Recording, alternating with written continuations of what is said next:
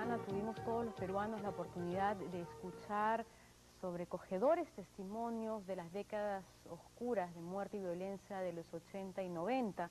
De alguna manera hemos vuelto a revivir estas muertes de decenas de peruanos. Esto a través de estos conmovedores relatos de madres, de hijos, hermanos, en general gente muy humilde que durante años tuvo que guardar silencio y su dolor y su sufrimiento, convivir con la injusticia y el miedo, y también con la marginación del resto de peruanos. Juan Subauste siguió uno de estos casos, quizás uno de los más brutales, el que sucedió en el pueblo de Paccha. Ayacucho, el rincón de los muertos. En los últimos 20 años, la verde campiña se tiñó de rojo. Cientos de matanzas, miles de desaparecidos. Acomarca, Cayara, Huancazancos, Chucchi, Totos, Vinchos y tantos nombres más. No existe ningún rincón de Ayacucho sin muertos. La historia jamás contada de lo que realmente sucedió durante la década del terror recién empieza a ser desenterrada, sacando a la luz no solo fosas comunes, sino también viejas heridas que jamás cicatrizaron. Este es el dramático testimonio del pueblo de Paccha ante la Comisión de la Verdad, 12 años después del brutal genocidio que lo convirtiera en un pueblo de viudas y huérfanos, un rincón más de Ayacucho lleno de muertos.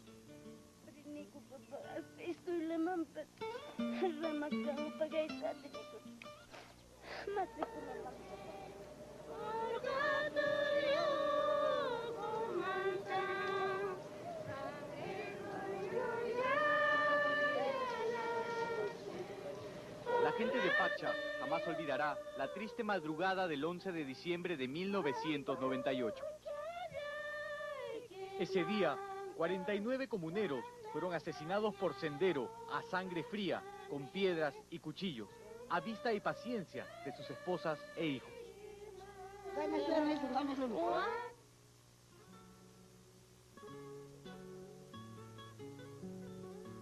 Las imágenes que estamos viendo fueron hechas horas después de la matanza, cuando todavía se velaban los cadáveres en Paccha.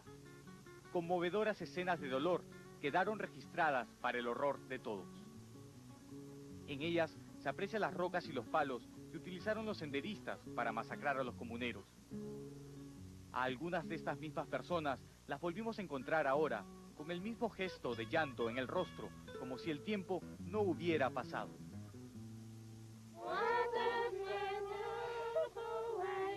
Aquella salvaje incursión terrorista dejaría toda una generación de huérfanos y viudas en total desamparo, viviendo a salto de mata, escondidos como vizcachas entre los cerros.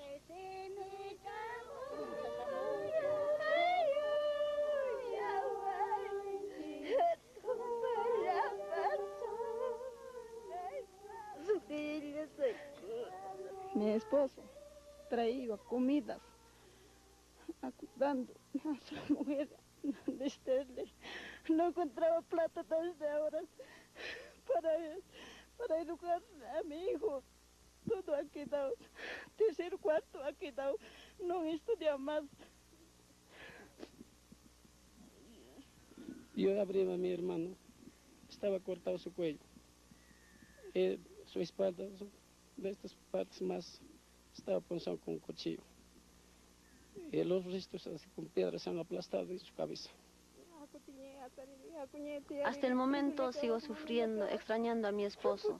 Y digo, cuando vengo a su sepultura, digo, si mi esposo estuviera preso o en algún lugar lo sacaría de la prisión y estaría feliz.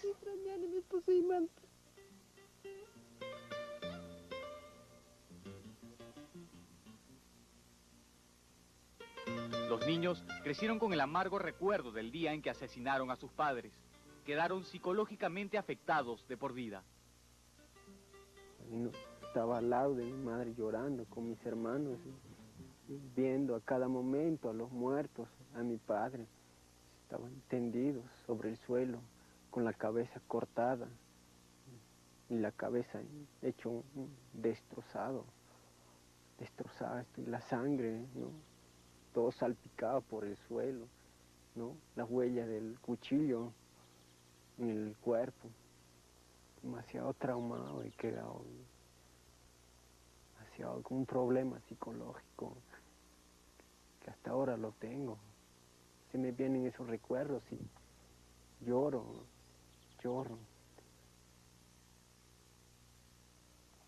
Vivieron todo este tiempo atemorizados, acunados por el llanto interminable de sus madres y las noticias de nuevas matanzas en las comunidades aledañas. Dejaron el colegio para ayudar en la chacra, sumidos en la más profunda pobreza, tan solo sobreviviendo al hambre y a sus recuerdos, tragando amargas lágrimas de dolor y tristeza. A causa de eso, todas las noches dormíamos debajo de los árboles, en cuevas, con todos mis hijitos. Desde aquella vez sigo sufriendo. A mis hijos, desde aquella vez, yo sola sostengo, trabajando como varón. Andaba como loca, llorando día y noche, y así la menorcita de mis hijas empezó a sufrir también desmayos por las penas que yo sufría, y media enfermita creció, y así hasta el momento sigo llorando, sufriendo, echando de menos la ausencia de mi esposo. La escuela comunal de Paccha se reabrió 6 años después de la matanza. La mayoría de los alumnos son los hijos de los que murieron durante los años de horror. ¿Cuántos son huérfanos acá? ¿Cuántos han perdido a sus padres por el terrorismo? Levanten la mano, por favor. Los que han perdido a su padre, levanten la mano, huérfanos.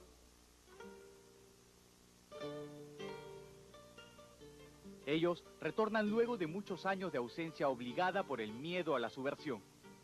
No ha habido oportunidad, prácticamente mucho peligro se corrió para estudiar en el distrito Vinchos también, prácticamente por aquí, por allá, mucha matanza. ¿Después de cuántos años regresas al colegio? Prácticamente yo me regreso algo de 15 años. ¿Cuántos años tienes ahora? Ahora yo tengo 35 años. Nunca es tarde, ¿no? No, prácticamente yo quiero ser profesional también. Eloy Ataucusi, al igual que los hombres de su generación, tuvieron que cambiar los lápices por un fusil, pues había que dejar la escuela para convertirse en rondero. Para nosotros no había ni día ni noche. Prácticamente nosotros, cuando ocurría en nuestros vecinos un peligro que pasaba, teníamos que salir a apoyarles, prácticamente en pleno frío, en sufrimiento, en lluvia, en todo, prácticamente apoyarle a ellos también. Cuando salíamos a las rondas, las señoras quedaban llorando. ¿Volverás o no volverás? ¿Qué momento volverás? Si ya no vuelves, ¿cómo vamos a estar? No vayas por tus hijos, quédate. Si me odias a mí, por tus hijos, pues quédate, nos rogaba. ¿Y qué podíamos hacer? Teníamos que salir nomás porque no había formas. Cada momento había incursión alrededores. Como una foto congelada en sus recuerdos, ellos tienen grabado cada instante del día en que lograron salvar su vida. Cuando juntó primero a los varones, volvieron a juntar a las mujeres, a sus bebés más. Entonces yo pensaba, ya seguramente va a matar a mi esposa, a toda la familia. Entonces cuando yo miré del frente, a la gente lo mataron aquí, cortando el pescuezo, tirando en la cabeza con la piedra. ¿Tú viste todo eso? Yo viste del frentito, yo he visto también. ¿Cómo los mataron? Lo que tiraron así, tirando con piedra. ¿En la cabeza? En la cabeza, y cortando el pescuezo aquí, los tendones. ¿Todos ustedes vieron eso? ¿Sí? Como dijeron, todos muertos en esta posición. Zancados al pie de cabeza, todo aplastadas. Sangre a 1 metro, medio metro, había corrido. Y los hijos llorando al costado de sus padres. Las señoras, las viudas, llorando, gritando, hasta los desmayos en el suelo, hasta morían. Ataque le agarraban a las señoras, que hacían solamente lloraban, así reunido con sus hijos.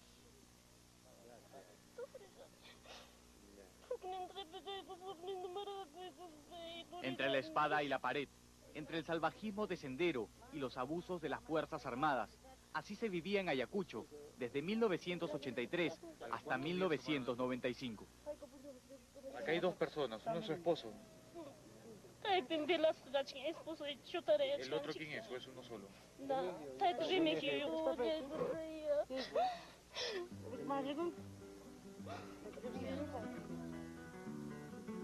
Don Pedro recuerda que la maldición de Paccha comenzó en el año 81, después del terremoto que destruyó la iglesia del pueblo.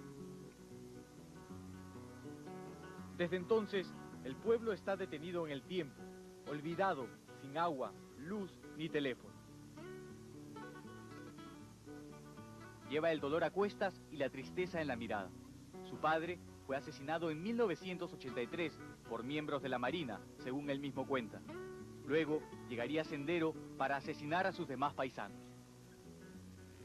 ¿Qué recuerdo le trae esa fecha, señor? Tristes. ¿Perdió muchos amigos? Cuántos amigos buenos. Gente inocente, gente trabajadora. Y nunca se supieron qué es la política. Así es, mi estimado, entonces ese problema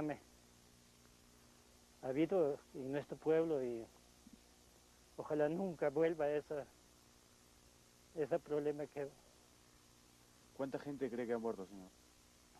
Yo por lo menos calculo 60. Total. Ese día. Ese día son 43. ¿Y a lo largo de todos estos años? Pachas, por lo menos 60 y tantos.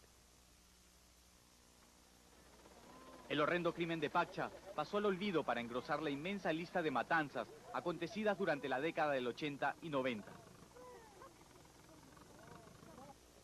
Luego de más de 10 años de silencio, el pueblo de Paccha viajó hacia Huamanga y se presentó ante la Comisión de la Verdad.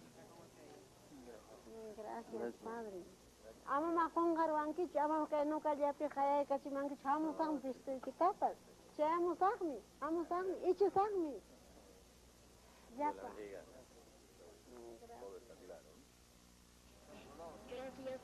Allí se encontraron cientos de pobladores de las distintas comunidades ayacuchanas, familiares y testigos de matanzas y violaciones, tanto o más horrendas que las de Paccha.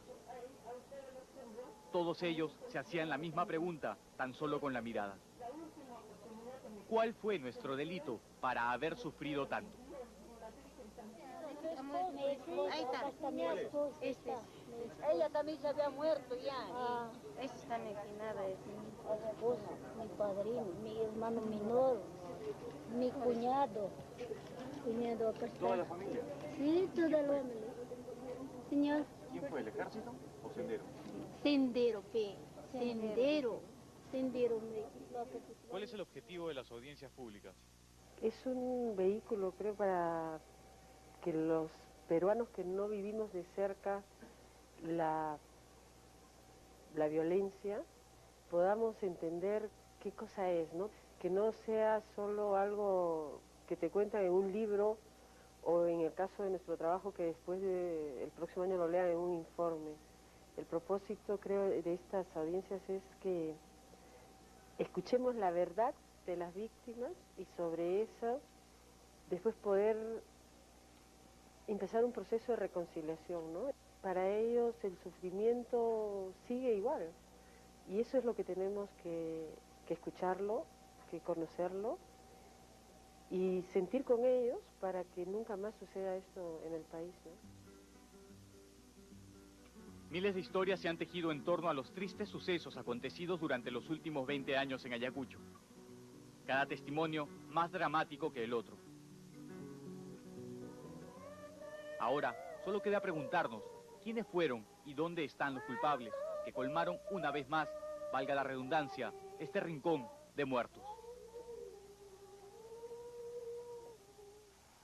Bien, y hay un viejo adagio que dice que cuando las revoluciones llegan a Ayacucho, estas son serias.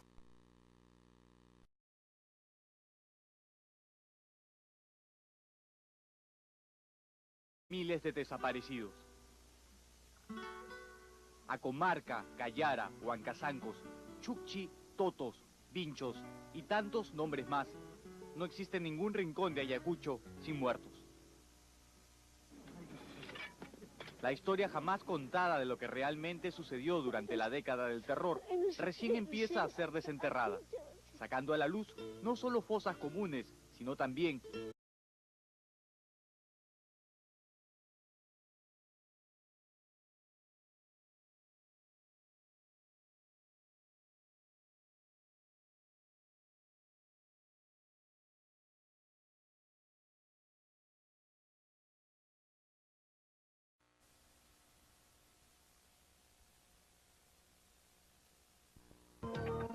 Bien, esta semana tuvimos todos los peruanos la oportunidad de escuchar sobrecogedores testimonios de las décadas oscuras de muerte y violencia de los 80 y 90. De alguna manera hemos vuelto a revivir estas muertes de decenas de peruanos. Esto a través de estos conmovedores relatos de madres, de hijos, hermanos, en general gente muy humilde que durante años tuvo que guardar silencio y su dolor y su sufrimiento, convivir con la injusticia y el miedo, y también con la marginación del resto de peruanos. Juan Subauste siguió uno de estos casos, quizás uno de los más brutales, el que sucedió en el pueblo de Paccha. Ayacucho, el rincón de los muertos. En los últimos 20 años, la verde campiña se tiñó de rojo. Cientos de matanzas, viejas heridas que jamás cicatrizaron. Este es el dramático testimonio del pueblo de Paccha ante la Comisión de la Verdad, 12 años después del brutal genocidio que lo convirtiera en un pueblo de viudas y huérfanos. Un rincón más de Ayacucho lleno de muertos.